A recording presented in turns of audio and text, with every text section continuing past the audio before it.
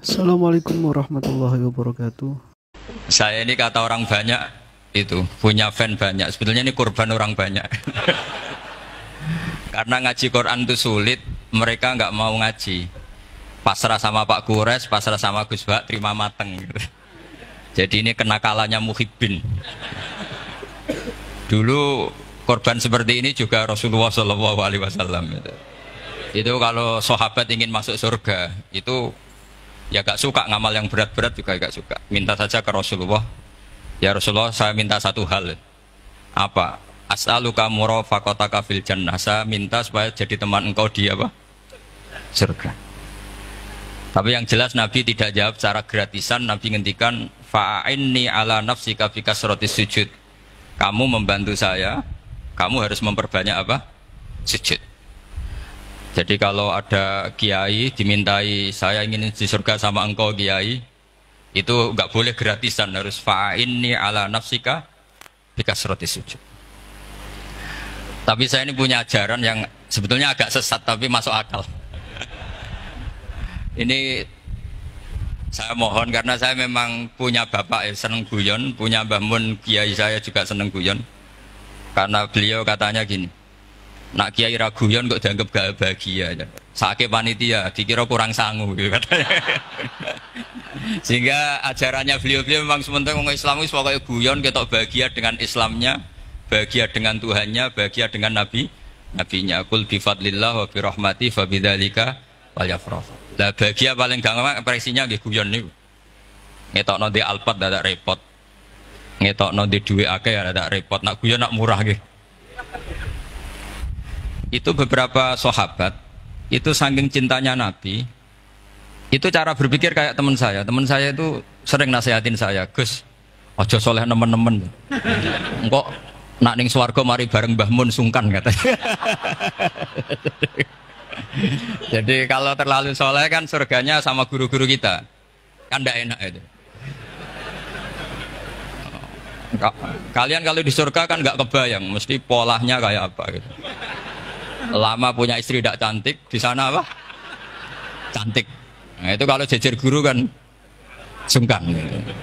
Jadi makanya kata teman saya, soleh pas-pasan ya Gus, ben swarga ini enggak sama siapa? Mbah Mun katanya, sungkan katanya. Nah ternyata pikiran itu juga ada di sahabat. Ya Rasulullah saya puas-puaskan melihat engkau di surga. Kenapa? Saya tidak mesti masuk surga. Kalaupun di surga beda kelas dengan jenengan. Jadi para sahabat ya sadar, kalaupun di surga beda kelas dengan jenengan. Tapi pelajaran yang kita bisa terima adalah bahwa semuanya itu harus ada amal kita. Sehingga Nabi ngendikan fa'inni ala nafsika bikasrotis sujud. Maka tolonglah saya untuk mengabulkan permintaan kamu dengan memperbanyak apa? Sujud. Saya akhir-akhir ini sering kampanye tentang sujud. Caranya gimana?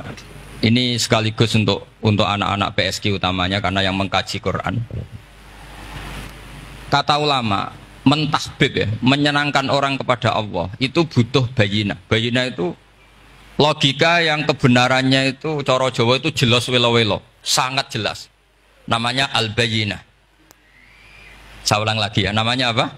Al-bayinah. Sehingga dengan logika itu orang yang kafir saja menjadi mukmin, yang fasik menjadi soleh, yang soleh bila ilmin menjadi soleh bil ilmi atau bil hujjah. Itu yang disebut Allah lam yakunil ladzina kafaru min ahlil kitabi wal musyrikina munfakina hatta ta'tiyahumul bayyinah. Siapa itu rasulun minallah yatlu suhufam mutahharah. Jadi kemampuan argumentatif itu yang harus kita bela-belain. Saya di sini sangat terhormat karena saya bisa matur di depan Pak Kures. Saya dulu sering baca buku-buku beliau. Jadi saya nggak mungkin jadi pesaing beliau karena saya ini saya ngidolakan beliau. Jadi nggak mungkin jadi pesaing beliau. Tapi kalau mutammim ikut menyempurnakan keinginan besar-besar beliau mewujudkan Islamiyah wasatiyah, insya Allah diminta atau tidak diminta harus kita bantu. Harus apa? Nah, bayinahnya apa? Bayinahnya begini. Bayinah itu satu argumentasi yang jelas. Begini, ada seorang ekstremis itu, singkat cerita mau ngebom tempat-tempat maksiat. Yang maksiat ini orang-orang Islam juga. Tapi saya tidak nuduh sampean, pokoknya orang-orang Islam juga. Terus ditanya sama orang yang Islam moderat, andaikan mereka nanti mati dalam keadaan demikian, aina masiruhum, lalu mereka kemana? Ya ilanar, karena mati dalam keadaan maksiat. Terus ditanya sama yang moderat tadi, moderat soleh maksudnya, bukan moderat liberal, moderat soleh. Karena orang kadang salah paham, moderat itu pikirannya terus liberal, tidak, moderat soleh. Terus kata si moderat tadi, akan dzalika muradan nabi, apa umatnya masuk neraka itu yang diinginkan nabi? Kaget si ekstremis tadi, kebetulan ini ekstremis yang masih mau mikir. Terus enggak, itu enggak yang digedaki nabi. Kalau gitu ya jangan, kita tunggu tobatnya, kita proses bersama supaya mereka mau tobat. Karena dukhuluhum annar itu tidak muradan nabi, tidak yang digedaki Nabi Muhammad SAW. Nah, cerita seperti ini tentu ada padanannya. Padanan itu artinya kias ya, kias dalam hadis sahih. Saya yakin hadis itu sahih. Kalaupun itu dhaif itu yata'ayyadu bi fatwal ulama. Menjadi kuat karena banyak ulama yang fatwakan seperti itu. Saya pastikan itu diriwayatkan Qadhi'iyat dalam kitab Asy-Syifa, juga diriwayatkan Ihya, juga diriwayatkan di Hayatus Sahabah. Di situ ada sekian sanad sing yuqawi ba'duhu ba'dur. Kenapa ini saya utarakan? Karena di kota itu sanggerono hadis itu takokno sahih ta ora. Kadang sing takok ya ndak paham itu. Wong maca kitab ra iso kok takok sahih ta ora. Yang ditanya juga aneh. Terus berusaha jawab. Padahal kadang ya ndak bisa juga jadi. Di hadis itu ada penjelasan begini. Ada seorang Arabi itu orang Bedui, orang yang kurang peradaban. Minta sesuatu pada Rasulullah SAW. Karena Nabi itu tidak orang kaya, Nabi tidak jutawan, tidak hartawan, dikasih. Mungkin kalau uang sekarang mungkin 50.000 atau berapa. Orang itu gerutu segrutu-gerutunya. Nabi kok pelit gitu, kira-kira seperti itu. Akhirnya sahabat ini merasa tidak nyaman, ingin, karena ini Arab ya, ingin mengadili ini.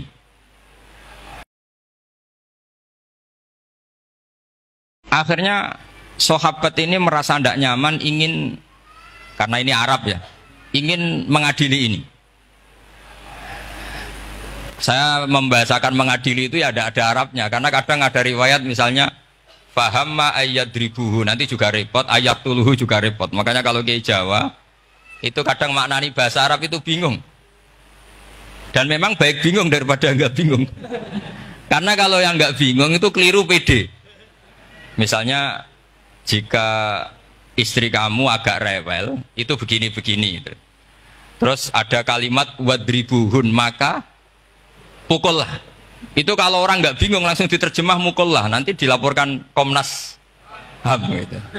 Tapi kalau yang bingung itu akhirnya tatoluk mencari-cari. Ternyata di semua tafsir disebut dorban ghairu mubarrihin, ya mukul tapi yang tidak menyakiti. Jadi kekeliruan itu pasti dimulai orang-orang yang nggak bingung. Jadi ilmunya nggak cukup, akhirnya nggak bingung.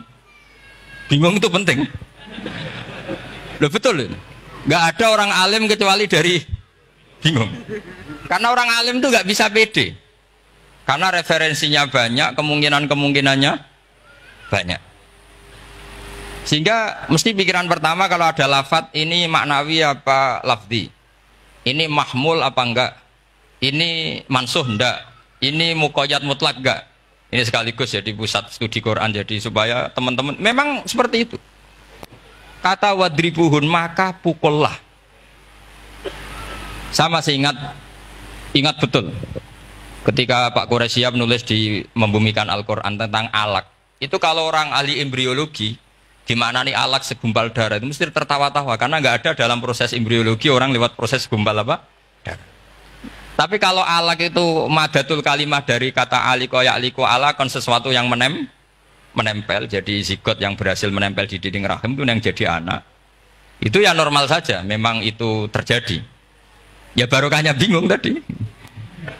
Atau alak dimaknani segumpal darah tapi min haitsul jinsiyah. Artinya haitsul jinsiyah itu sejenis ini. Jadi bukan di proses embriologinya tapi di jenisnya, supaya orang tidak sombong diistilahkan min alak, tapi maknanya min jinsil alak, bukan alaknya tapi jenis alak. Itu kayak Abu Bakar. Abu Bakar itu kalau sedang bully manusia yang sombong-sombong itu, kamu kok sombong? Kamu itu keluar min makhrajil bauli marroten gitu. Supaya orang tidak sombong itu disilakan manusia itu yakhruju min makhrajil bauli apa? Marroten. Terima kasih sudah menonton.